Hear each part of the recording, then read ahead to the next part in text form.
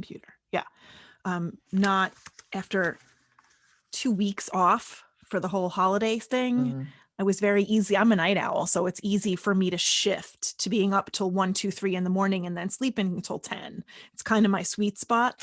But I get up at 5 a.m. I teach by 7, 12 miles away from here. So, and then we're the opposite. I go I'm to like bed a freaking zombie. I go to bed by like 9:30, and we're up by 5. He's up at 5 every morning, but I'm up at 5 or 5:30. We're on this cycle. I think once I turned over 50, it was like, I'm like, does something just happen? Well, I'm not good that I go to sleep that late. Like, I'm trying to scale it back earlier. I'm better when my husband's working, but he's been out of work for a few weeks. But when he works, he's in construction. And when he works, he has to be on a job site in New York City. And we live on Long Island by like 6 a.m. or 5:45. So he gets up at 3:30 in the morning. And it's heading out. Yeah. So when he has to get up that early, we both go to bed early. And I don't like going to bed early when I'm the only one going to bed early because I feel like I'm missing things.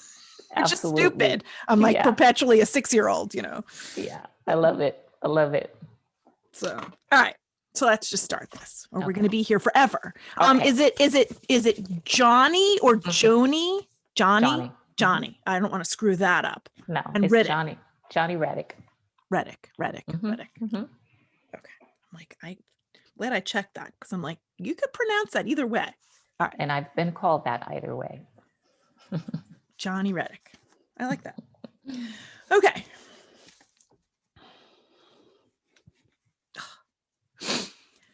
Hello, everyone, and welcome to Permission to Heal. I am Marcy Brockman, and I am so thrilled that you are here today. I have the magnificent Jonni Redick here from Stockton, California, and you're going to love this conversation.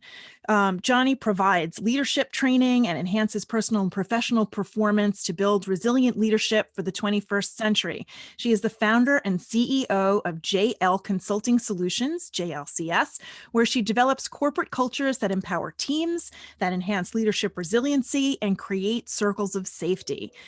She has a 29-year career history of law enforcement, where she became a police executive within the top 1% of her organization of over 11,000 employees, and industry-wide in the top tier of women leadership in policing.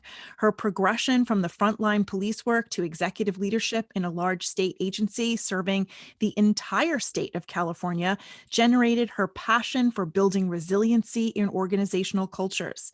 She has provided consultation, coaching, and training for thousands of personnel in the corporate, education, government, public safety, and nonprofit sectors, building relational engagements and creating new paradigms in leadership is the mastery of JLCS.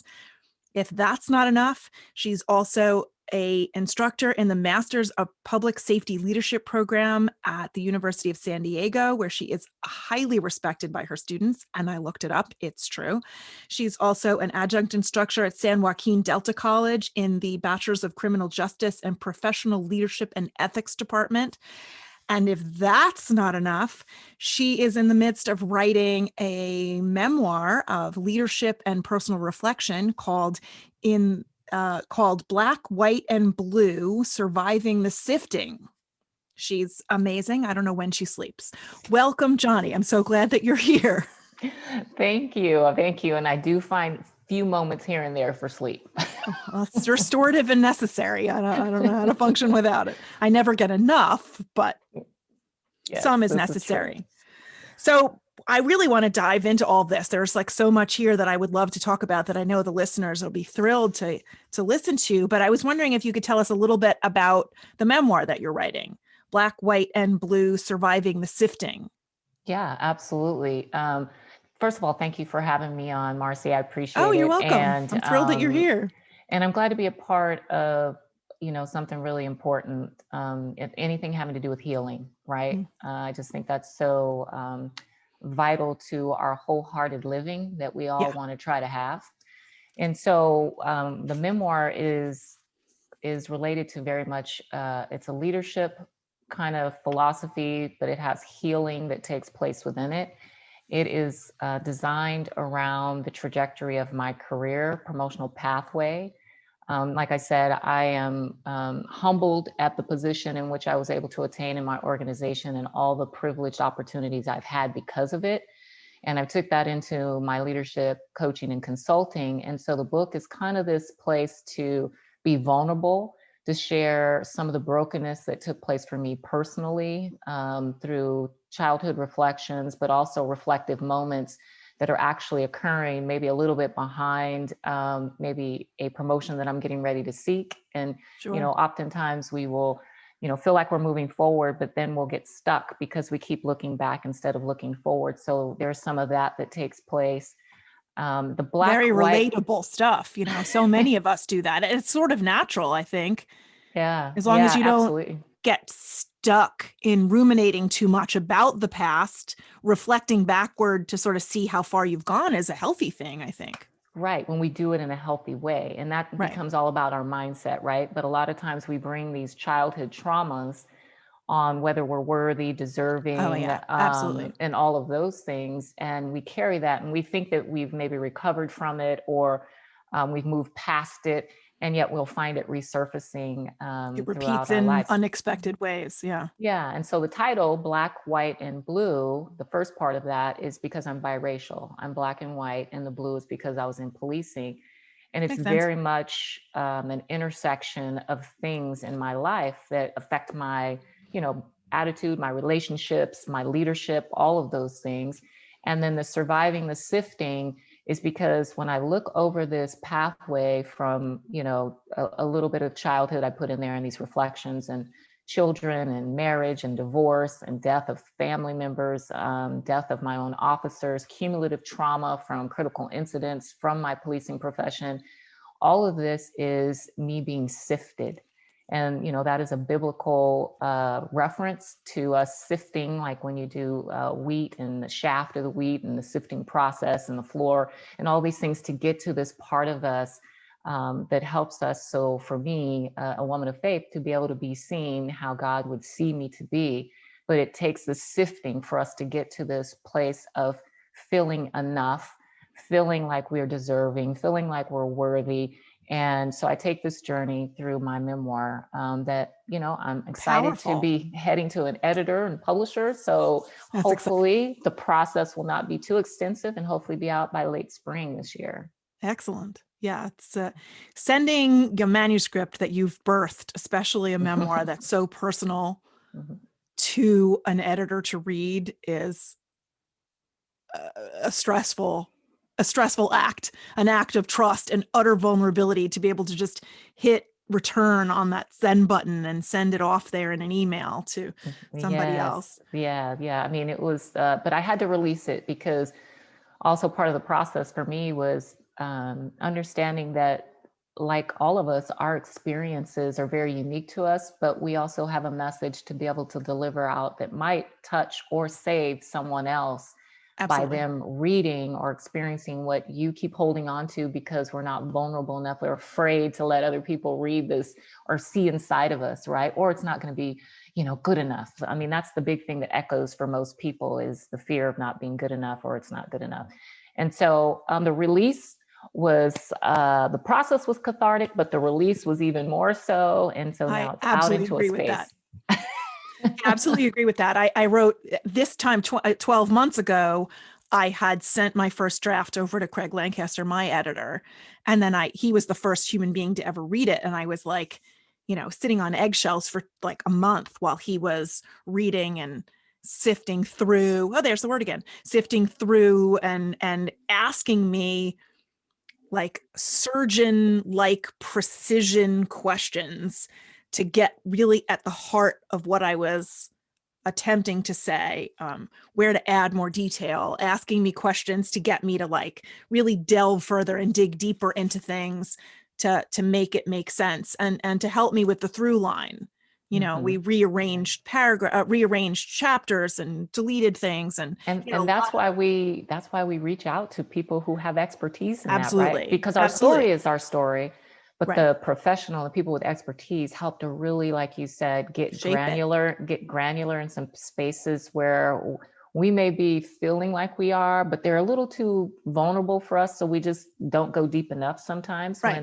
when, if we're willing to, and we go deep enough, that's really going to resonate with the reader, and that's really going to pierce the heart or whatever needs to be, the response that you want from them. That's Absolutely. awesome.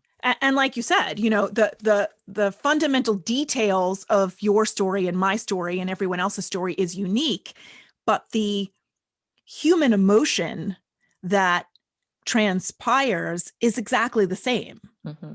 And Yeah. so stories like your stories, like mine, stories like all the other memoirs that I've read, and I love memoirs because it gets to the heart of the human experience. And ultimately, stories, listening to stories, reading stories, hearing stories, telling stories, all of that is very cathartic and Mm-hmm. very healing.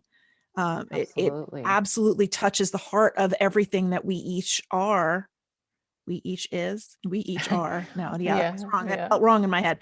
That we each are in our hearts, And and one of the things that was always also troubling for me was, as a churchgoer, you go to church and you have your family, and everybody sees you a certain way all the Sure. time.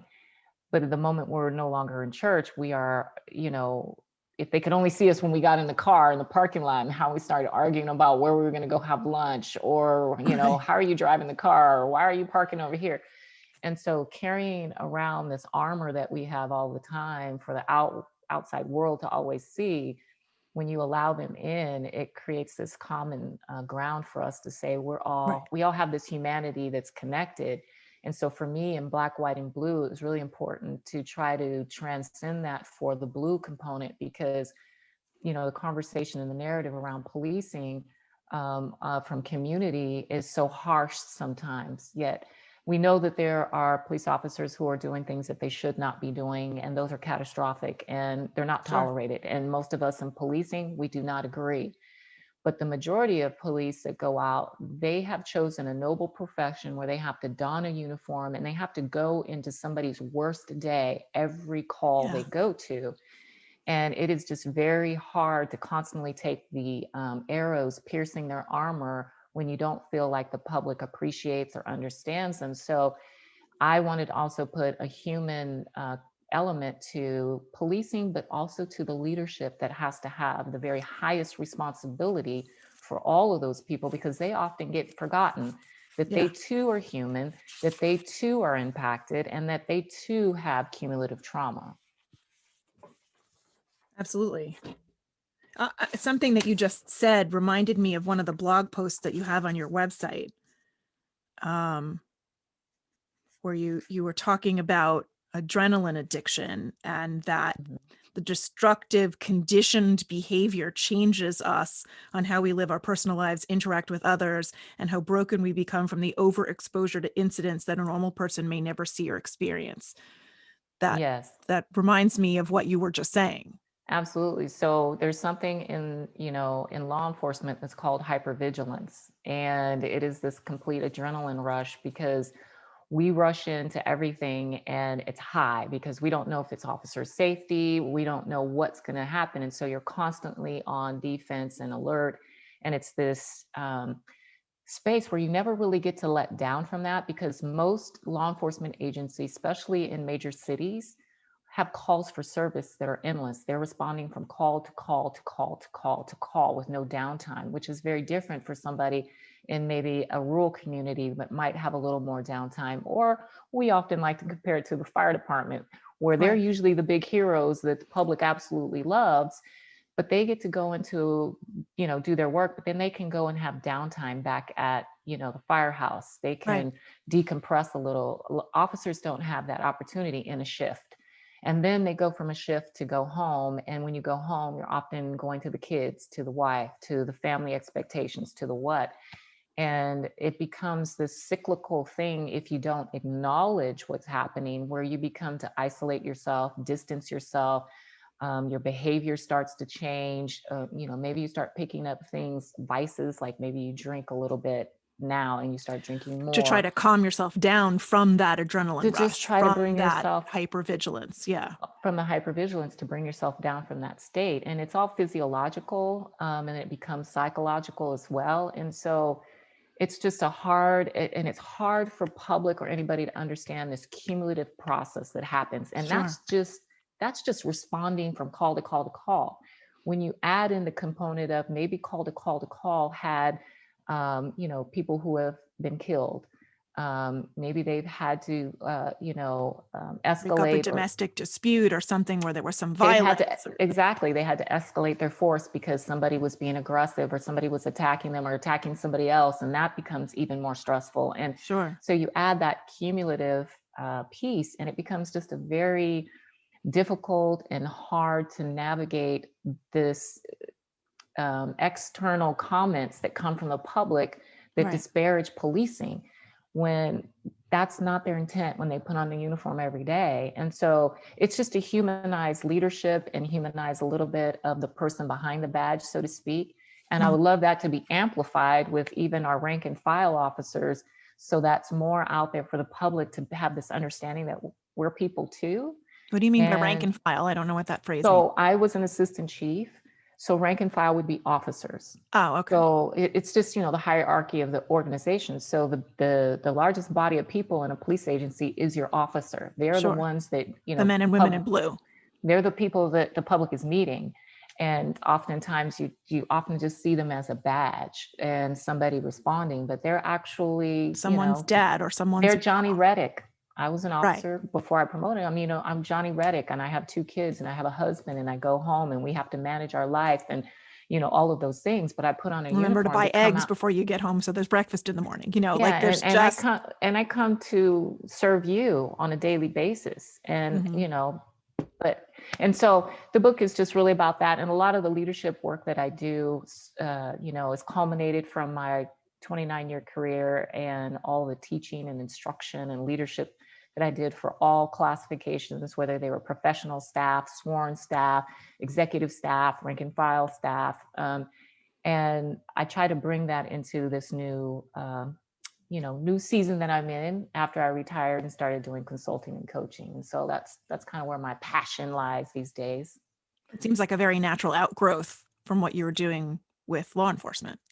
Yeah, it feels so. It feels very organic. I notice there is a space for, I know there's a lot of leadership coaching and consulting and training, but I try to really focus more on these areas of building resiliency. So I do strategic planning and communications and, different things having to do with operational components of leadership in an organization. But I really like the resiliency piece of the leader, which is really understanding, the wellness aspects for yourself, your Right. own emotional intelligence, so you can know, your own self-awareness, how you're going to interact and manage your own behaviors, What your own environments triggers are and all those things. And so I love those pieces. And yeah, and so I'm really kind of growing in that capacity to kind of refine. Really, that's I think where I want to stay versus I do a lot now, but I really, really find a deep, deep passion for working more specifically there. That's very inspiring. What do you think most, looking at your clientele on average, what do you think the most prevalent questions or deficits or problems are with the leaders that seek your coaching? Like what are they looking for? What kinds of strategies are you teaching them to bring to their businesses, to their own personal lives? What would be interesting is if if you had everybody lined up and asked them that question on what they needed, right? Right. Because you would have so many similarities, but with a slight variance depending on what their organization or what their, top 3 to 5 challenges were, right? That makes sense. So you do this assessment. But what I really find when I really dig a little deeper with people is they're not looking for me to give them an answer to something. What they're really looking for what I help them do is to really think about things that they hadn't thought of before, because I have, a broad knowledge and experience in a lot of areas. So sometimes people get very siloed in their thinking, Mhm. and they haven't brought somebody in who maybe isn't specifically in their industry, but because I'm not in your industry all the time, which is kind of cool, I ask questions about things that maybe you haven't heard of in a long time or even thought about. Right. And it really makes them go, I never even thought that we don't have to necessarily reinvent the wheel for something maybe operational, but maybe we can restructure it or Approach it from a re-architect different it. angle. Yeah, Right. re-architect it. And then most of the time, just like most of us, it's a mindset. That is often the thing for people personally, is challenging them on their own mindset, because they know what they need to do most of the time. And sometimes if they don't, they go, well, I was thinking about doing that, but I didn't think it was really that important thing to do. But when we really talk about it, they find that that one little thing, which isn't very big, it's usually something really small, that if they do it, changes outcomes for how they're perceived with Mm-hmm. their employees or staff, and how it changed job satisfaction for their teams, and how Right. productive and innovative, if they just, think about relational things versus always operational things. We're always thinking about, Absolutely. That is huge. That is huge. and it's simple, but if you don't come in and really have the conversation and start identifying where this is at and what you do, they just keep operating in the same way. And Completely then, ignoring the big yeah, elephant in the room. yeah. And it's, so it's always interesting. It's never anything usually like some big earth shattering breakthrough, but I've also found that most people who need coaching versus consulting. So consulting, when I come in, is generally for the organization. I will consult for, I'll do assessments. I can talk to them about different training strategies they can use and things of that nature. If they'd like me to do it, I do that sometimes. It's nice if they have a training team, then I'll work with them and they can Right. do it, which is best. But coaching is generally for either the executive, the police chief, or those that are in command positions or things like that. And that becomes very personal, and it becomes very engaging, Yeah. because this is where you can get some real, growth and transformation in your leaders specifically. And I would love to see organizations and police organizations even invest in coaching programs for their leadership, Yeah. as a service, versus they invest in training. And training is great, but it's not as tangible, and the engagement is different. And so I was explaining to somebody, they're like, yeah, but we have mentors on the department. We don't need coaches. And I'm like, okay, there's a difference between mentoring and coaching. I'm Right. like, mentoring is great. I have no problem with you But mentoring's having, within the organization. You're not and you're not getting an outside point of view. mentors are only invested to a certain degree. And so, but a coach, if you take it into the analogy of any as sports, I played basketball coming up through junior college. And so if you have a coach sets up discipline and structure, outcomes and consequences, and it's a constant interaction and engagement with you to get you to the goals of whatever it is. So Right. I was a forward or a center most of the time playing basketball, which is a 4 or 5 position for those who are sports listening to your podcast. Yeah, I know nothing And about if sports. I know and what a if I center want is, but yeah. and if I want to get enough rebounds and I want to increase that, then I have to practice rebounding. If I want to Right. make sure that I'm working on my inside shot, which is inside the key, I have to practice my inside shot on the key. But it's not just shooting. I need to know my form. I got to know how to pivot. I need to know Right. how to go up strong. I need to know how to rebound it and get an O board or an offensive board. So coaches can get technical, they get personal, and they keep you engaged in your process and towards your goal, whatever that is. A mentor doesn't do that like that, because they're not invested in that way. Right. They're there to kind of be a guide, be somebody you can go to, offer you suggestions and solutions. But a coach is somebody that will help you try to get to the goal that you're really reaching for. And so that's why I try to Sounds really like my job as a high school English teacher. It's exactly what I'm doing. yeah, you're a coach every day. Yeah, absolutely. Definitely Yes. not just a mentor. Definitely in the thick of it, Yes. coaching. It's a good analogy, I think, for a lot of us. I notice what you were saying about sometimes just fine tuning what the leader is doing in an organization, really making a very big difference. Mhm. Transitioning even from a more authoritative, like big picture kind of keeping your eye on the process of the bottom line, um, versus taking a little bit of that time and focusing on the more personal relationship that you might have with your employees, that your employees have with each other, that their personal relationship or reactions or vulnerability with what's going on around them. Like I came to teaching kind of not late in my life, but 10 years or so after most people did. And I was in a large variety of corporate jobs and creative jobs, and had my taste of very hard ass authoritative bosses who didn't really give a rat's tushy what anybody was thinking or feeling. You just had to do what you were told and what was expected of you. And that was that. And morale sucked. Nobody wanted to work late. Nobody really cared to make him happy or proud, or, and it was a very punitive atmosphere and a very negative, and it was not a toxic place to work. I actually didn't even make it a year there, and I had to leave. It was just soul Well, yeah. crushing.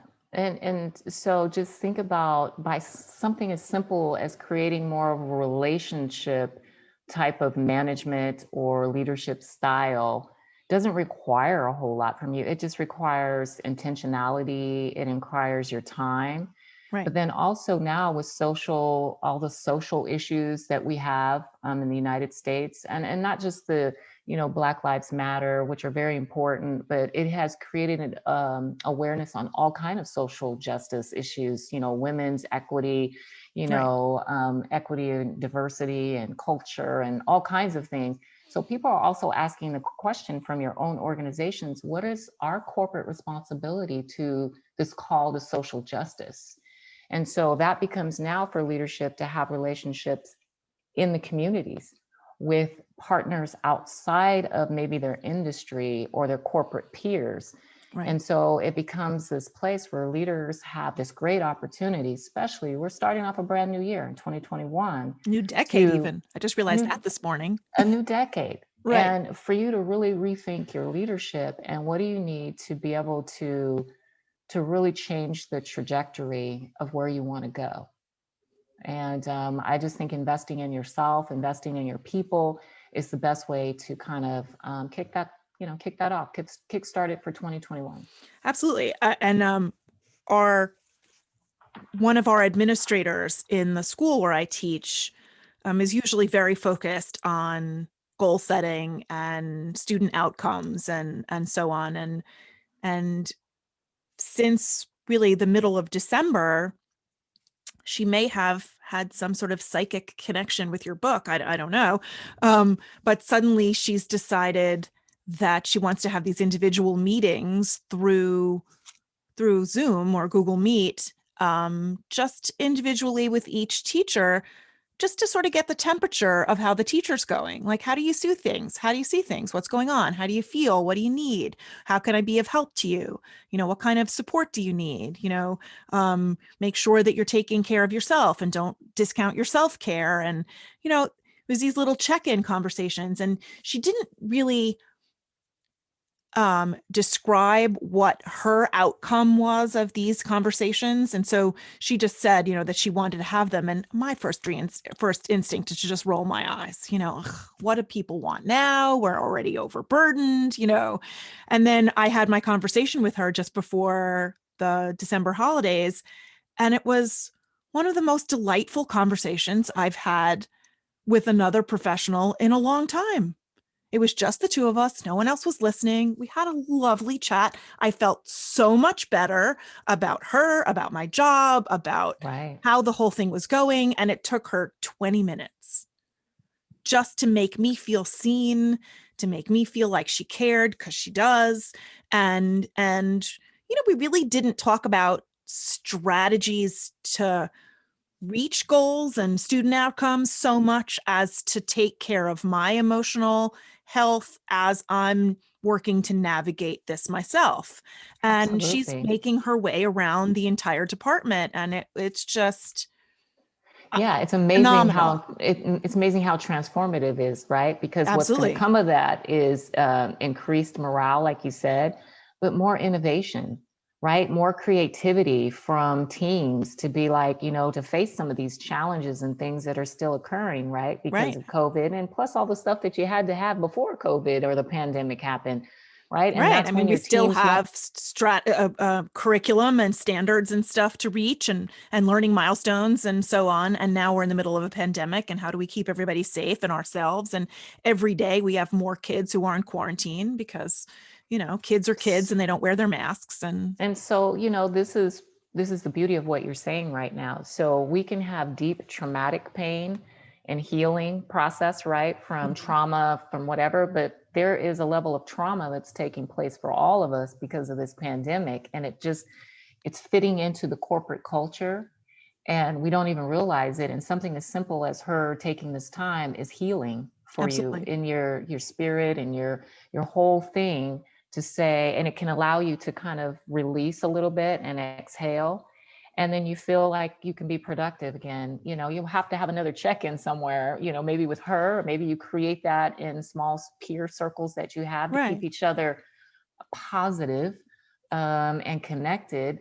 And it can be moment to moment, but that's healing. That's healing. But allowing yourself, like you said, to not resist her coming to you, but to be open to it, was Right. like, that was the reward, right? Absolutely.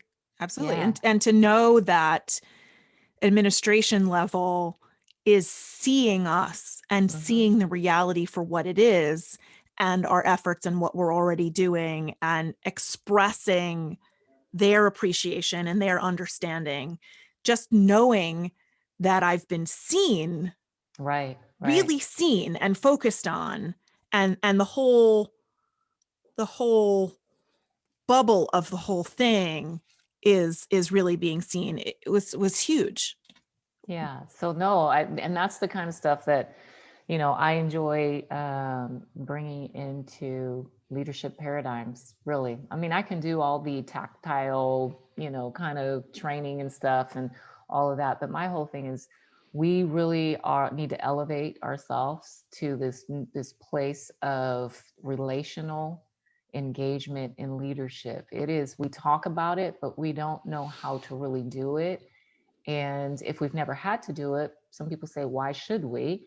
But I I would think think so many people now, are afraid of vulnerability also, true. because acknowledging somebody else's emotionality and someone else's personal needs is also acknowledging that you have them yourself. Yes, You absolutely. can't be a stoic robot while talking about somebody else's soft skills and Yeah. soft, And you can't just go around emotions. and check the box, because they're going to know if you're authentic or not.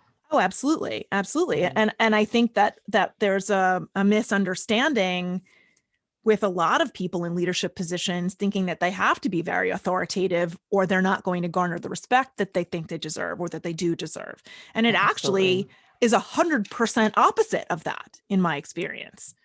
Yeah, no, I agree. You do not have to, wield this big stick and have this big voice in order for you to get people to be inspired. And I think that's the difference. People want people to just be, follow and do what I tell you to do. But really, leadership is about, how do you motivate? How do you inspire? How do you get people to reach their own potential, right? And feel the So you're buy-in. inspiring intrinsic motivation rather than just punitively giving them extrinsic motivation. Yes, yes, yeah. And it's easy to do if you practice it, if you do it intentionally. And then you, as the leader of your organization, because leaders are throughout your organization, but as the leader of your organization, you have to create that in all of those that are within your hierarchy. You cannot carry that weight. Like they say, a leader sets the tone, absolutely, but your people deliver the tone every day. And Right. that changes. It's like the old game of speaking in the cup, and by the time it gets to, or Telephone. Right. telephone, it's changed completely. So you have to have systems in place and processes, and all of those things. So that's the beauty of what I love to help people assess in their own, organizational cultures. So Do you think that corporate cultures or workplace cultures have problems with consistency in delivering that? I think you answered your own question by the Yeah, of course. question. Of course. I mean, Yeah. absolutely, At because the time I got to the end of the sentence, I had already answered this. You're absolutely right. and that's the biggest challenge, right? It's because there becomes some other priority that comes in swooping over anything that you wanted to be proactive about. And then once you change the priority, that becomes the focus, right? But what you have to do is there are things that are going to be a priority, but that should always be your essence. It should Right. always be your core. That is something that is never changing, right? But unfortunately, people get distracted and they reprioritize based on, operational goals and budget setting and everything else. And then that's where your energy and your time goes. I always say where your budget is aligned is where a lot of your focus goes. So if you don't put enough investment and energy and effort into investing into your people, into how your leadership and how this relational engagement goes, then that's where your priority is for that in the corporation. Also on how you deal with your stakeholders externally, engage in your community and develop partnerships. If that's not in your strategic plan and your visioning and in your budget, then you're not doing that at a level in which it needs to be done. But, people have to make those decisions on what's important and what's going to be expected of them, not only externally from consumers, from community, but from their employees, and their executive teams that work alongside of them. It's changing. The world is changing.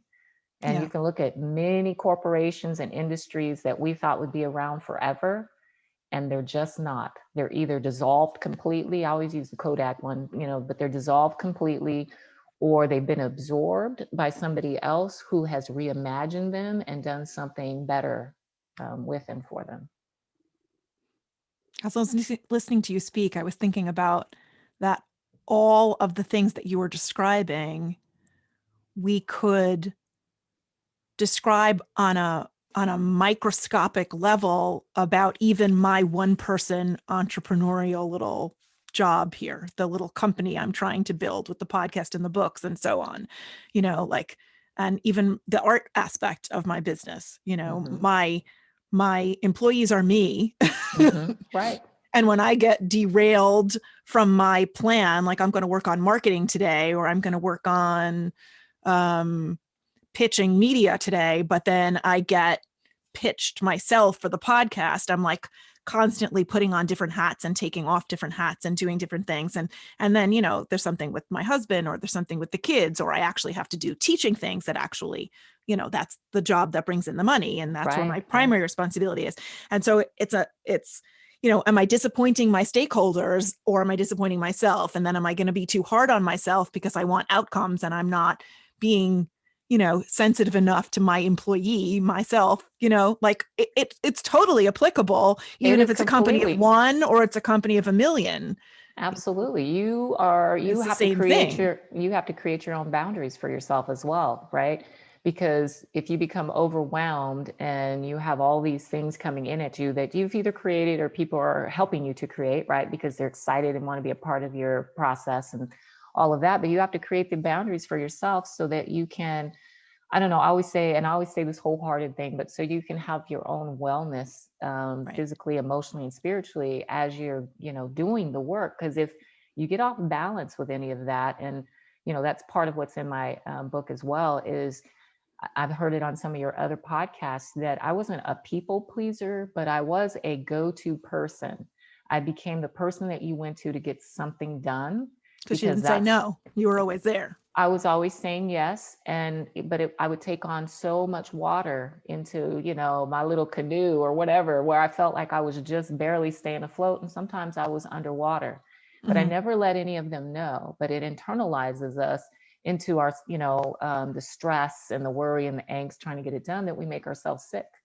And I Right. got sick the last 3 years of my career, and I'm, retired 3 years, still recovering physically. Mm-hmm. Emotionally, I'm still triggered by some things, but I have lost 80 pounds Wow. since 2016, and Wow. That's I, huge. it is big, and that's That's, all, and that's not by choice. That's because I've been ill. I could use And to do that. but the thing is, the weight that I gained was all stress and Sure. work and that cortisol and all of that stuff. Mm-hmm. But what I say is, if we don't create boundaries, whether we're a company of one or we're a company of thousands, even for ourselves and our leadership, Mm-hmm. then we are diffusing and destroying not just the business, but we're doing that to ourselves. And we only get this one life, right? And so we only have this one vessel to carry our life in. Right. And so we have to be very careful with that. And so that's giving ourselves that grace, boundaries, but still being about the work, right? We can create, a calendar and a schedule that will get the things done. It just may not be like we want it, but it'll be healthier and it'll work better. So how did you reimagine your structure, your own personal boundaries, your professional versus your personal life when you were taking your consulting firm into the world? As you were trying to structure this for yourself and build this, protect your, how did you protect Jonni from burnout in this new life too? Yeah, so no, great question. Thank you. Um, I think because I had had this really pivotal moment in my illness at the end of my career, because the end of my career wasn't supposed to be the end of my career. I was on a promotional list to promote again. I Wow. was on a trajectory to be, continue to be in executive leadership in the organization, which I was very grateful for and deserved. I worked hard. So it's not like I'm humble to the point of like, oh, thank you for the handout. No, I worked You worked your hard. ass off. Yeah. Yeah, I worked hard and I appreciated to have the opportunity to be a part of it. But I really had to evaluate. I I wasn't in alignment with my spirit, with the kind of conversations, the kind of work. I was no longer passionate about it. So when I decided to go into my consulting, I really made this kind of covenant with myself, just like you would have a marriage covenant. That's a great word. You have your vows. It's a contract, right? With yourself. It's a covenant that I would create boundaries, that I would learn to say no more. And the no doesn't have to be like the end or the whole sentence, but it would definitely be a consideration for me to be like, well, I'm not comfortable or able to do all of these things, but I might be able to do an aspect of it. Mm-hmm. Or maybe I can bring in somebody that can help me. I don't have to do it all alone. So I created a network of partners and people that I built relationships with over years, right? And I kept them, and everybody has utility in something. And also I decided that my goals wouldn't be so big. I didn't want to be, a millionaire, all these things. I really wanted to continue to have purpose and contribute. And I knew that I had a unique ability to do certain things. And so it's just really been refining And a that very specific niche, which is really interesting to me. and stay in my lane. Yeah. Stay in my lane, and not try to be in other people's lanes. Like I could, like, we've heard the term FOMO, right? I can do Right. that all day. But when I really started thinking about, if I want to, that person that I'm, looking at all they have, and I want to be like them and I want to do that, it requires more energy. It Right. requires more time. It requires me to do like a whole lot of things that I just don't really want to do. Mm-hmm. And so I think it's taken, me to be in this second season of life, and You get to just know real, yourself and really yeah, what you want to do in your heart of hearts. yeah. And I really like the space. And I think if everybody does that kind of assessment for yourself, and you just have a covenant with yourself that this is what you're going to do, and stay to it, and don't blur the lines anywhere, because once you blur the lines, you'll probably go over the lines, and then you'll be outside your boundaries, and then you'll be doing something you don't want to do. But if you do that, then it's just, I don't know, I just find myself more at peace. Mm-hmm. I feel that makes me better for people when I engage them. I can be really Right. authentically myself. And oftentimes when people come to you for whatever it is that you have to deliver, it's hard for them to trust and want to engage you if you yourself aren't Aren't taking your experiencing. own advice. Right. Exactly. So I try to do that. And Right. that's what in this And season that I really feel like I'm doing. and you're the product. Somebody hires JMLC. JMLC? Is that it? JLCS. Yeah. JLCS. Where I got that from, I don't know. JLCS, I apologize. When someone hires JLCS, they're hiring you. You're the Yes. product. So if you're Yes. not taking care of yourself and you're not in a good calm space with yourself and, you're not at peace with your inner self, then what are you giving them? Right. I mean, You're I'm giving coming to them a them. substandard product. I'm giving them a substandard product, but I'm being an imposter, Right. and so I don't want to do that. So I want to make sure that I'm taking care of me. And that, that's why you're, uh, talking about permission to heal. I have to be healed from so many aspects of Yeah. things, but the beauty of that is I can embrace it, Mhm. and I can embrace it and bring it into my leadership consulting and coaching to help other people be able to identify, be able to create solutions and pathways for their own wellness and their own healing, whether it, like I said, it's cumulative trauma from experiences, or maybe it's just, them trying to discover themselves from, the worthiness aspect, or just whatever that is, because we all have self-doubt. We all have these Sure. things, and it doesn't make us abnormal. It doesn't make us It less makes us than. normal, It makes actually. us normal, right? But we Yeah, have we're to all say it out messy loud. and But we have to awkward say and it. We weird have to and say it out loud, and yeah, absolutely. yeah, Absolutely. It's the same motivation I had when I wrote my memoir, Permission to Land. It's the same motivation that has me doing this podcast right now.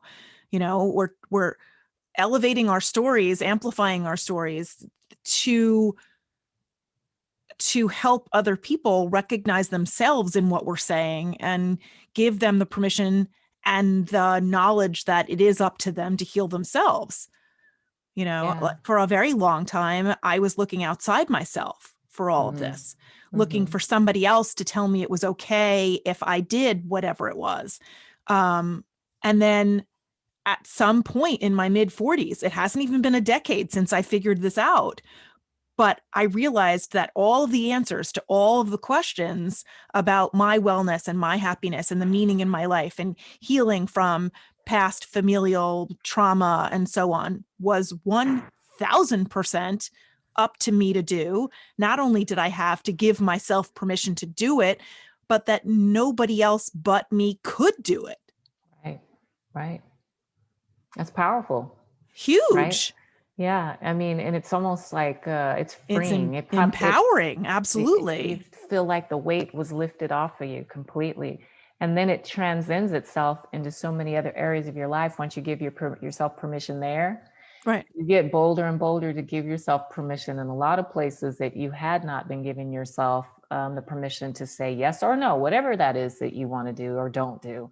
Right. Right. And it doesn't have to be with an attitude, it just has to be done with confidence, and to be able to be like, thank you, but no.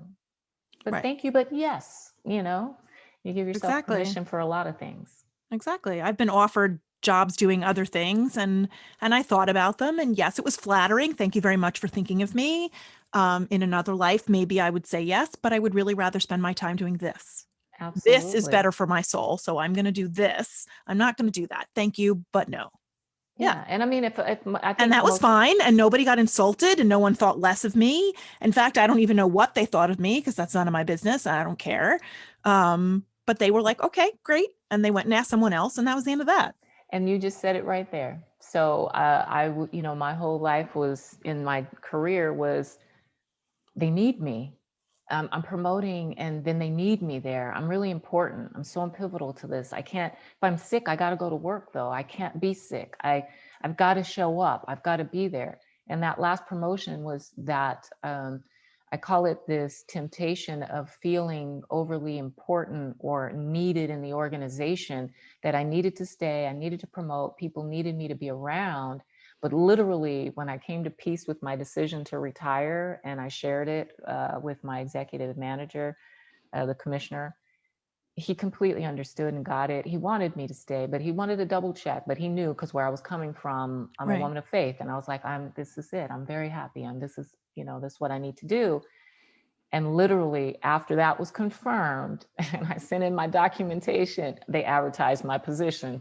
So it's like, and I think they selected the person that would take my job before I even retired. So Sure. we have to get out of this mindset too, that we're letting other people down for some reason, versus things will continue to operate, especially Right. if you transition out well, right? Don't just not show up like I'm retiring and see you, but Right. you have the transition plan and you help the other person to assimilate into their new role, into the environment, into their job. And then you peacefully go to do whatever else you want to do. But don't feel like you have to stay somewhere and do something for other people. Absolutely. Because in one of my blogs, or maybe it's not a blog, maybe I just wrote something, but when I retired, I can see everybody that showed up at my retirement luncheon because You did write pre-COVID, it. I read it. okay, pre-COVID, it's packed. I mean, people couldn't get in. It was so full, but I can count the number of people that stayed connected after I Right. retired. And so, you just have to put that in perspective so you remember to take care of yourself and your own wellness and your own healing and your own journey and your own resiliency. Absolutely. I'm going to read the paragraph because I did actually circle it and put an asterisk next to it because it really resonated with me. I'm going to read you to you. I Okay. love doing this to people. The immense social network we create in decades of service translate to a small fraction of those who actually stay connected to you once you retire. As I verbalized this to him, I remember all the faces at my retirement luncheon and think of how many of them I've seen or heard from since that day. The support and love of my family, friends, and relationship with God are my sacred place of peace. It became beyond priceless in my quiet moments of transition. And I think that that's golden to remember that. Yeah, absolutely. It's what helps you to navigate, you know, um, like I said, those moments where we think we're strong, but then stuff will crop back up. Right. And it's a reminder to yourself that, I mean, when you think about the number of people that really matter in your life, it's Mhm. not all of that. It's not that you don't, care about people and won't be Right. helpful to people and, people aren't good or bad. It's just to you in your life and the things that matter to you. Those people probably shouldn't be more than a handful or two of people. And that's Yeah. right. That's normal. Social media has made us all feel like we should have, 5,000 80,000 friends. friends. Right. Absolutely. And I think there are, I don't know if categories is the right word or a hierarchy of relationships. I'm not really sure how I imagine that, but you've got all the people that you work with on one level. You've got the people who you know in your town or who you know through civic organizations or religious organizations. And then you've got your intimate friends and then Mhm. your immediate family. And the intimate friends in the immediate family are the people who are integral to your life, and everyone else, yeah, it's really nice to know you and I'm glad we're in each other's lives, but if I don't see you for a month or two or a year or two or never again, it's not going to matter all that much. And Right. if you It's don't not see going to change. me, it's not going to matter all that much. You're not that significant. Not that we're insignificant, but it's No, exactly what yeah, you were and trying to say. it's creating the boundaries again, right? It's Right. going back to the boundaries in order to have that, place for self-care that is, become this real catchphrase lately, but it's really this place But of it's true. self-care. Self-compassion. Yeah. Yeah, self-care, self-compassion, a place where you can stay healed. It's almost like somebody who, maybe has an addiction to Mhm. alcohol or drugs, and you do the whole steps in the program, and then you change your lifestyle, right, and your behavior so that you're not tempted or in a place where you can't be strong if you're new out of the program or however long. And it's the same thing for us if we've had this trauma and we have this behavior model where we'll kind of go back and forth and being strong or being weak or being whatever that is. But if we create these circles of safety, is what Simon Sinek calls them, circles of safety for communication, trust building, and Mhm. all of that. And he talks about it in a corporate culture. But if we create these circles of safety for ourselves and our leadership and our personal lives, we're creating integrity, and we don't want to breach that, right? So it just No. makes things, easier for us, and we learn to operate within that zone. Yeah, absolutely. Absolutely. I was Yeah. thinking, like if your husband, if your day is jammed, and then your husband or your kid or your best friend or your sister or your parent, somebody really, really close to you comes in and says they have an emergency, or they need you for something, you don't say no. You You do not. drop, you Mhm. cancel, and you go and you deal with that. Yes. But the farther you get out of that center of your circle, I think the less likely you are, or the less likely maybe, not, I hate the word should, but the less likely that you should be in canceling your day in order to accommodate someone else's emergency. Not that we shouldn't be there for people in our larger community, because I strongly believe that we should, and we need more of that in the world. But I think if an acquaintance asks you because there's an emergency and you cancel your day, there's probably something going on there that you should look at. Yeah, I mean, and you got to remember, you have to be careful what you start to create as a pattern of your relationship or a pattern with somebody, because now the expectation, it for them has been set. If you do it one time and you were just like, and then it becomes a thing, and then it becomes awkward for you to figure out, how do I back out of this? And now it creates your own stress, your own situation on you. When if you just would have simply had some boundaries, I keep going back to this, where you're comfortable with letting people know that I'm not able to do that, and I'm really sorry that that's happening. Have you considered maybe give them a recommendation or a solution? But if you can't physically do something or Right. don't want to do it, you need to be able to have a polite way to be able to just tell people, I'm not able to do that for you, and I'm really sorry. And if they Um, handle it and they accept that and they're still friendly with you, then yeah. all is fine with the world. And if they're not and they disappear because they are upset, then And good that's riddance. too bad. And so outwardly we can do that. But when we come inside into an organizational for leadership, we don't have the luxury to let people just walk away and that's okay. So you have to find better ways to be able to communicate. Like I said, if I was the go-to person, but now I no longer really want to be that.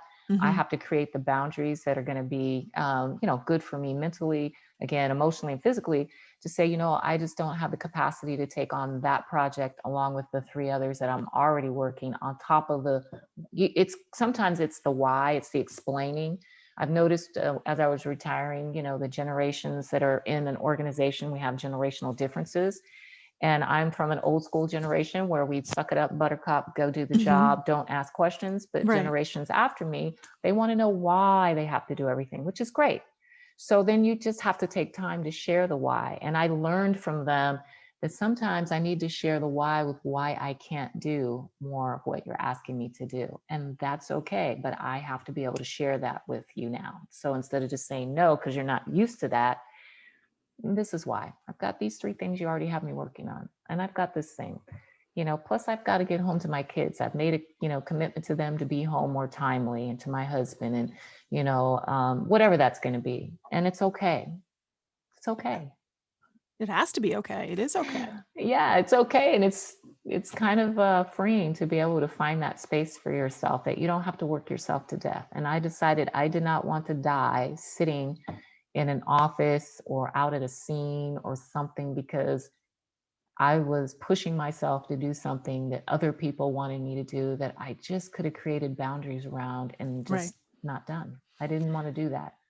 I think the American culture has somehow glorifies overworking and being working to death, and always having this very strong work ethic and putting 1,000% of our effort into everything, and that if we're doing anything else that we're lacking or we're slacking off. And I don't know whether it's the Puritan work ethic from the colonial era or what, but um I sort of have these, I call them not alcoholic, workaholic tendencies. And that's just Mhm. my little catchphrase in my own head, because sometimes I find myself saying, okay, I just have to get this done. And no matter how long it takes me, and no matter how stressed I am and how exhausted I am, I'm going to get this done.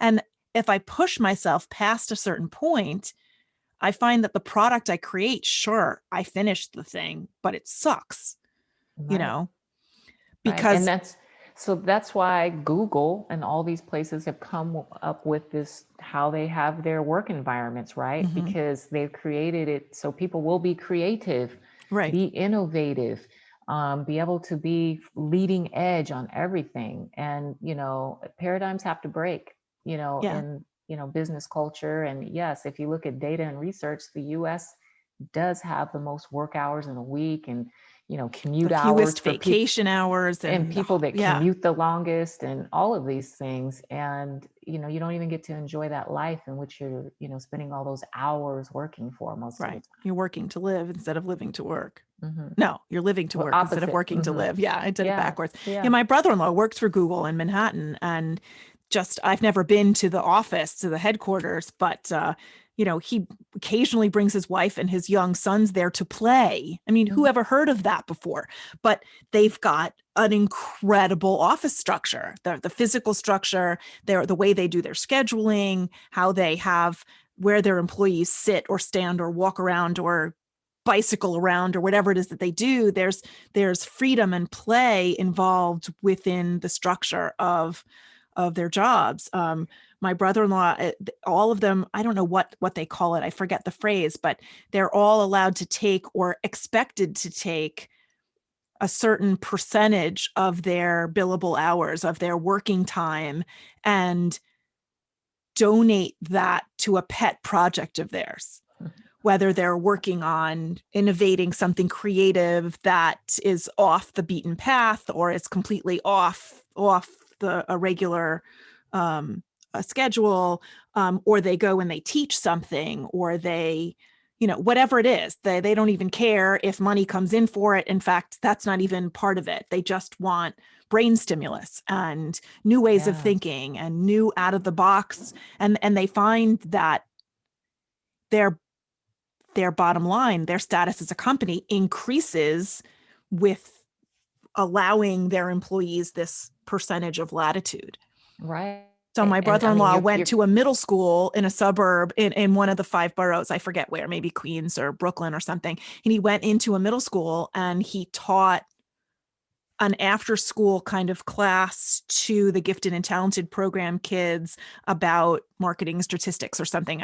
I literally do not know what that was about, but he got to teach these kids once or twice a week, once a week for a semester, and loved it. And I'm sure it inspired him in 1,000 ways. And Yeah, no, I mean, and so what you're just sharing too also leads into the whole space of how they've created not only to create more innovation and productivity and brain stimulus for new ideas, but it's also wellness, right? So it mhm, has this, so that's one of the things that I like to also, have conversations around in law enforcement, but just in corporate culture, is bringing in mindfulness practices and activities for your employees' health and wellness. So we know most have an employee assistance program, mhm, but mindfulness is a lot of things like, taking moments to, focus on your breathing or whatever it may be, to just sit and, maybe meditate or to just take time downtime. But also, we're finding that some of our law enforcement agencies are bringing in yoga mhm. for officers to do yoga. They give them time to work out in the physical fitness, or they get them memberships to work out. They also get, health monitoring for heart and different things like that. And so this is this time and era where this is in every industry because it's so crushing, this change to our lifestyle. Mhm. Things are uncertain still. We're in the midst of transitioning, the commander in chief in our United States of America. And so there's just all these different things along with the pandemic and the vaccine and the economy and A lot of social issues. anxiety around flux Right. and everything. So this is a space where you can do things at home that we talk about a lot, but corporate needs to have some responsibility in organizations to help their employees navigate this too, through some of these things of mindfulness and, wellness for employees also. I hope more organizations embrace those types of things. I think that we're heading in that direction. Yeah, yeah, no, and so this is the time to get out there and be an advocate for change and for this kind of stuff. And so that's why I think, everything timing is always good in some ways for certain Mhm. things. So I feel like 2021 is going to be a nice place to be able to have influence and maybe leave a footprint of some kind on leadership and change and wellness and you know, all of those things we just talked about. I just really Yeah. do. I think we need to focus on the positive pieces of what like I said, our trauma or our brokenness bring towards what we can offer back to the world from our experiences. Absolutely. I want to bring this back to you personally for a minute. Okay. How do you structure your day as an entrepreneur to balance all of these different aspects for yourself? Like, do you have a set schedule where you intentionally map out different parts of your day for different things? How do you manage Yes. that for yourself? That's great. I love that. Yeah, so I try to keep myself pretty routine, and I didn't for a long time, and I didn't realize how that affects your calibration, so to Hmm. speak, of everything. So I'm pretty routine on, I like to make sure I get 7 to 8 hours of sleep. And so I have a pattern of, I generally go to bed around the same time frame, wake up early, 5 or 5:30 in the morning. Early bird gets the worm. But Hmm. what I find is that being up that early out really allows me to get my devotion time in. It allows me to be able to journal any kind of, so there's some gratitude that takes place, but it follows in the line with my devotion. But I like to journal ideas because sometimes I'll wake up very inspired. So I'll take those few minutes. I keep a notepad by my side of my bed, Hmm. and I'll get up and I'll write those thoughts and ideas. And it's amazing the stuff I come up. I mean, I'm Sure. literally writing a full on, presentation or a full on concept. And so I make sure I have that available to me.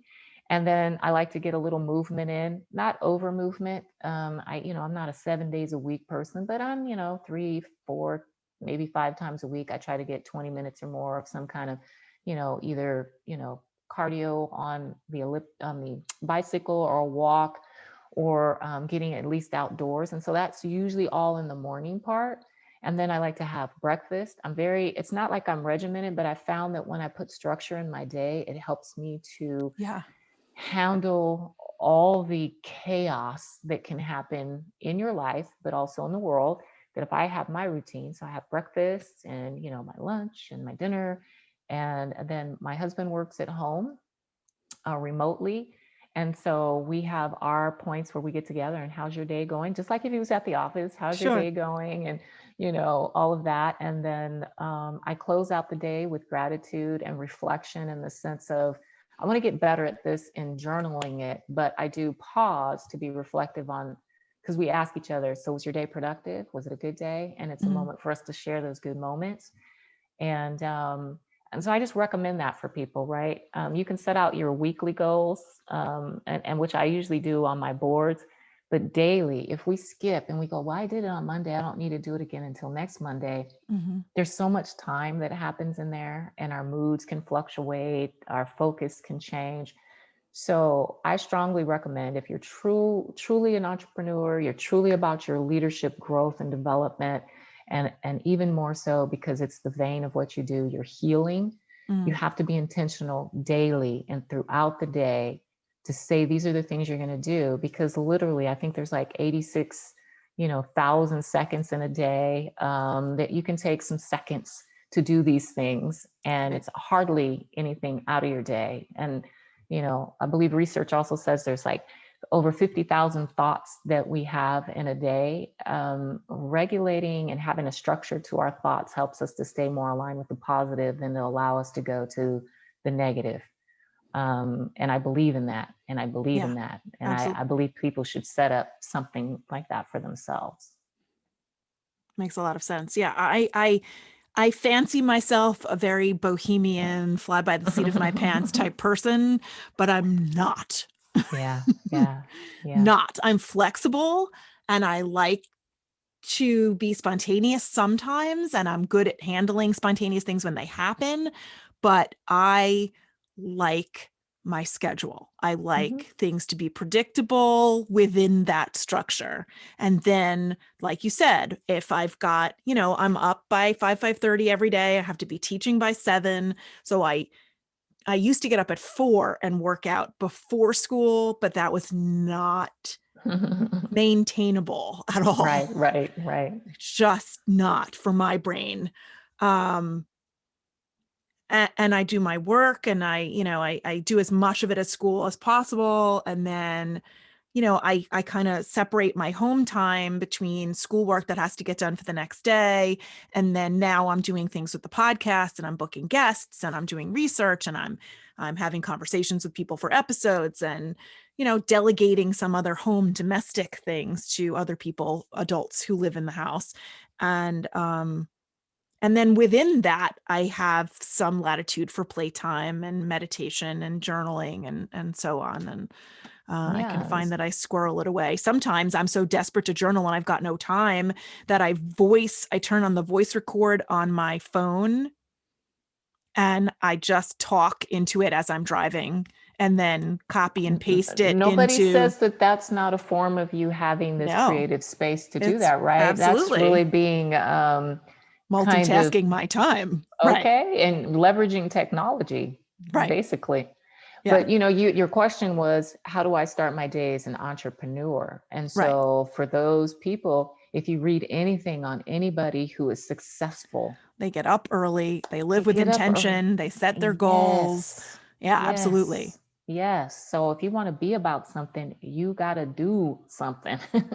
Exactly. You can't sleep till 11 or 12 o'clock and then miss all of No, those times. And no, you cannot. unless you're doing that at the tail end, like you're more creative at night, and maybe you do that same stuff The before thing is you go to having bed. structure, whatever Right. your Whatever time of your day is, structure is. Exactly. and just stay with it and keep doing it. And if it results in good things, then it's a good structure. If it doesn't, then you might want to shift your structure. Exactly. Exactly. Yeah. Okay. So we got so into this so quickly that we didn't do the beginning icebreaking questions. So we're going to do them at the end instead. Okay. Okay. All right. So I always ask every guest these same 6 questions. So what 5 words would you use to describe yourself? 5 words to describe myself. Mindful, giving, free. I feel so free. Faithful and hopeful. It's a lovely combination. I'm glad you Yeah, feel free. You deserve to feel free. I do. I felt slightly imprisoned for 29 years. Oh, Jonni, Just that's awful. no, but it's not in the way that people should understand. I loved serving, but Right. this is that memoir that I've written about my own brokenness and healing Right. in a place that I didn't know how to navigate it very well. Not that the profession felt that way, but myself within the I understand the profession. distinction. Okay. Yeah, Good that you yeah, clarified. Yeah, yeah. excellent. Thank you for asking. Sure. What's your favorite way to spend a day? If you could do it doing anything. Money, Um, geography, time is, time be well, damned. What would you yeah. do? So what I loved doing prior to COVID is spending time with all of our adult children, and going to our sunny beach sides here in California and San Diego. Absolutely The love. most perfect weather on the planet. Oh, perfect weather on the planet. The temperature, the essence, yeah. So we miss that. We miss being able to do it all together, Sure. and we are just really looking forward to that. What does the air smell like? It's so wintry here. I can hardly even remember It right just now what's smells air. like beach, and it does smell like the birds that are out there occasionally, but it just is that nice breeze, and it feels so good, and the sound of the ocean and the sand in your feet and the sun. Sometimes the sun is beaming strong, sometimes it's hidden by a little bit of cloud cover, but you can still get the sun from it. It's amazing. It's Amazing. amazing. I can't wait. 6 Yeah. months till summer. Yeah. Hey. What is your favorite childhood memory? Um, my favorite childhood memory. So like I said, I grew up kind of athletic. And so it started when I was probably about in the 4th grade. I enjoyed playing baseball in the streets. So, our house that we lived in at the time, everybody would congregate out front, and you would use crushed cans as your bases. Nice. And somebody would bring a ball, and I had the bat. So I always got to play. And we'd play baseball right out in the street in front of the house. And, back then, your family let you stay outside until Sure. the porch lights had to Dark. come on, and then you had to come in, but you Right. were right there in the neighborhood. Yeah, we were like that too. Everybody played outside. All the neighbor kids all Hmm. got together, and we was Yeah, at whose ever house. It didn't matter. We were just all over the place. exactly. I Um, loved it. yeah, it's awesome. I don't think that kids nowadays get enough of that. They're Absolutely not. And too probably busy they don't after even know what that school. means. Yeah. And parents don't let their kids roam around neighborhoods anymore. No, they definitely don't. I mean, I think I was a generation of those two coming up where the kids just, and plus I was in policing, so I was always hyper vigilant, right? We Sure. talked about that. I was constantly always, there's a threat, there's a threat, there's a threat. The kids can't be out. Where they at? I can't see them in the backyard. I, It was you know, too my ridiculous. my daughter had a friend in elementary school who they used to do sleepovers at each other's houses all the time. That's what girls do, right? Mhm. And then Yeah. after my divorce, her parents wouldn't let her sleep over at my house anymore because Mm. the father was a police officer and I was a single mom. Um, And he just felt like there was no man around the house to protect them if something should happen. I'm like, we don't live in a city. We live in a suburb, like yeah, yeah. this is a really safe town. If I didn't, I don't leave my door unlocked, but if I did, nothing would happen, Yeah, like, yeah. He has a stereotype oh of what my he God. believes. Yeah. Like I have a burglar alarm. If it makes you happy, I'll lock the door and I'll put the alarm on. And nope, not sleeping Yeah, over. but not realizing how much that hurts the relationship with the girls, because they just want to hang out, And you I was know. offended, like, Yeah. what do you mean I can't take care of my own house? Yeah, no, no. Just It, because I would have male genitalia means I'm better at taking care of my house than, like I was really offended on a feminist yeah. level. I was mad. Yeah, well, hopefully they're still friends though, the girls. No, they're not. Oh, okay. All I right. don't, Well, I we're don't gonna think it has anything to do with that. A lot Okay. happens between Oh, okay. fourth grade and college. Trust me, I have a daughter. I Yeah, know. yeah, absolutely. Friend groups change all the time. Absolutely. Okay, next question. What is your favorite meal? Smothered cabbage. Really? Smothered with Yeah. what? No, it's just how you cook it. Oh, Really. That's just how you cook it. So most people will, generally cook cabbage like in a pot of water and boil it or you steam it or something. This is just more with some bacon. Do no, little anything pieces with of bacon bacon. on there. Yeah, bacon. And then you cut your cabbage up and you just kind of simmer it in a pot, almost sauteing, but you just allow it to get really flavored and seasoned with that bacon. And then you cover it and then you have it with cornbread or you have it whatever else you're having it with. And as a Wow. kid, we didn't have a lot of money sometimes. So like cabbage was cheap, right? It's an easy Right. thing to buy. Cornbread is easy to have. And so, those became like your Comfort staples. food staples. Yeah, Yeah. and your staples. And so, yeah, as a kid, I love that. Growing up, I love that. When I got ill, I can no longer have bacon. I can no longer have, Oh. you know, certain foods. And so I have a very different diet and lifestyle, which I live. But you asked me what my favorite was. So that was my favorite. Could you do it with turkey bacon? It probably wouldn't be the same. It's not the same. So Yeah. instead of killing what I remember, Yeah. Best to just leave it be. I leave it be and I've created a whole new group of things that I can have and enjoy. Yeah. Good. Good. Onward and upward. Yes. Okay. What one piece of advice would you like to give your younger self? Um, be kind to yourself, and give yourself approval to not be perfect. Mm. I think we all know that we're our own worst critic, Oh, yeah. but I don't think we realize how damaging we can be to ourselves. Hmm. Um, because sometimes we'll find places to blame along with how we treat ourselves, but really, we know that this place of self-talk it's destructive in so many ways. And I just really know how hard I was on myself. And, to the point I had a reflection. My daughter has anxiety really bad. She's 24. And we were having a conversation, but it made me have a reflection that I hadn't thought about in a long time. That when I was probably around 22 or 23, I was new to the department, to policing. Hmm. But I was the first time away from home and I was living on my own and I was working these long hours and I was seeing death and I was dealing with all of this that I contemplated suicide. Wow. And I was living a life of, going out and partying when I was off, and, having relationships that weren't really relationships, but being with guys and not really wanting to commit to anything. And then I'd go to work because I work graveyard a lot. So your sleep, your circadian rhythm is Backwards. just Yeah, it's trashed. very, And yeah. I was just so in this lost space. But it was a lot of my mind was just constantly telling myself I wasn't good enough. Because if I'd make one bad choice or one mistake or one bad decision, it would compound. And I just couldn't find myself pulling myself out of it some days. So I would just go to sleep. Hmm. And because rest and fatigue are huge, Yeah, huge issues. a huge effect on our mindset and our moods and Absolutely. our bed. So I just go to sleep. And then I felt like it was an intervention. My mom decided to move to another part of California. She lived a little further from me, but too far for me to see enough.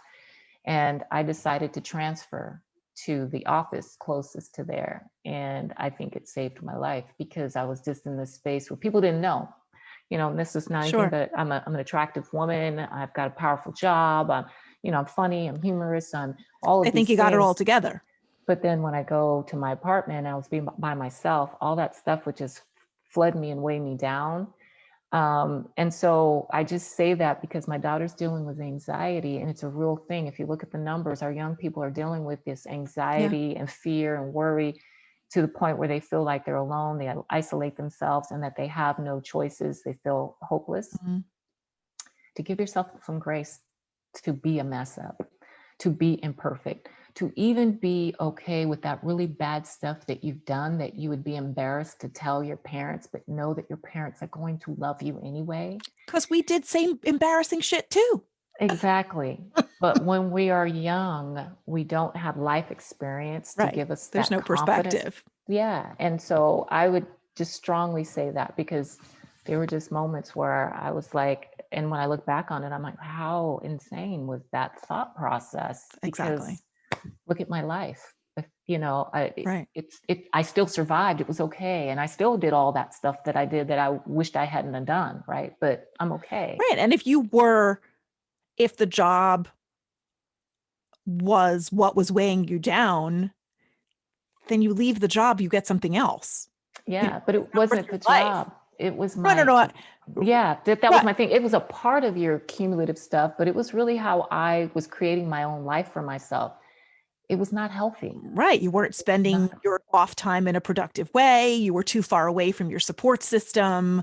There yeah, was this from the outside, you can look at it now and yeah, point out 4 or 5 things that were subtle, but not so subtle changes that would have changed the entire picture.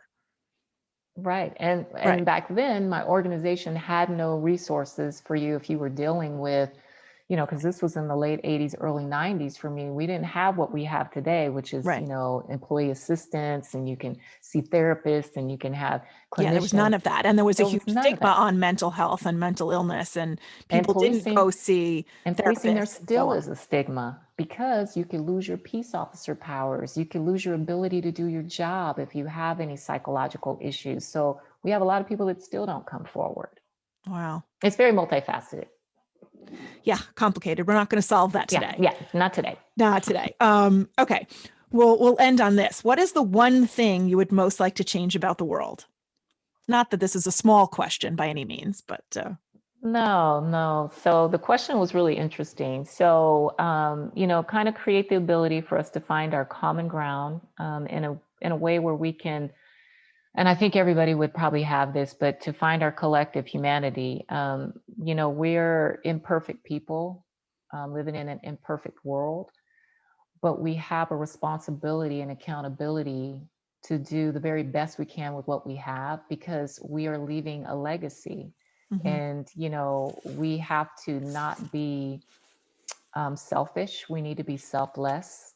And if it's one or two small things that we can do to make an improvement around us for someone else, Yeah.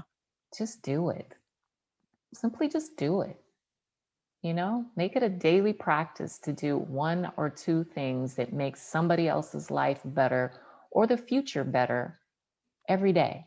One or two Absolutely. small things, whatever that is. If you don't Everybody recycle, did one or two small things, the whole planet would be different. yeah, if you don't recycle one thing, two things a day. If you're not kind to people normally, be kind to somebody when you go to the store today or tomorrow, or Person who makes your coffee at Starbucks, whatever. yeah, Right. I mean, it's just so simple, and all of that stuff really has a ripple effect.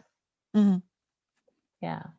I agree. I agree. I think if there's one thing that this whole global pandemic has taught us is that we all need each other, Hmm. that none of us can survive as an island unto ourselves, and that Absolutely. we have to reach out and ask for help and provide help and be kinder and more community minded than we have been in the past several decades, at least. Absolutely. And what a better time than right now. We're, like I said, we're starting a new decade, Absolutely. a new year. And yeah, let's do this. Let's make the world the way we would want it to be. Yeah. And little contributions make a huge thing. I think about, when you save pennies, you start Yeah. with a few pennies in a big old, jar or a big water bottle. And as you keep making the contributions and you go to Mhm. cash that in at some point, it's hundreds of dollars. So a Right. contribution every Yeah. day makes a huge difference. A friend of mine had, just when you said that, it made me remember a friend of mine had a lucite cube that was a bank. And it was like 12 by 12 by 12, like a 12-inch cube with a little hole in it. And there was no way into the cube at all. In order to get the money out, you'd have to smash it with a hammer. And every day she was a waitress. And so every Oh, day she wow. would come home from her waitressing job and she'd put in only the quarters. She didn't put any of the other change in. She put all of the quarters in that she got as tips.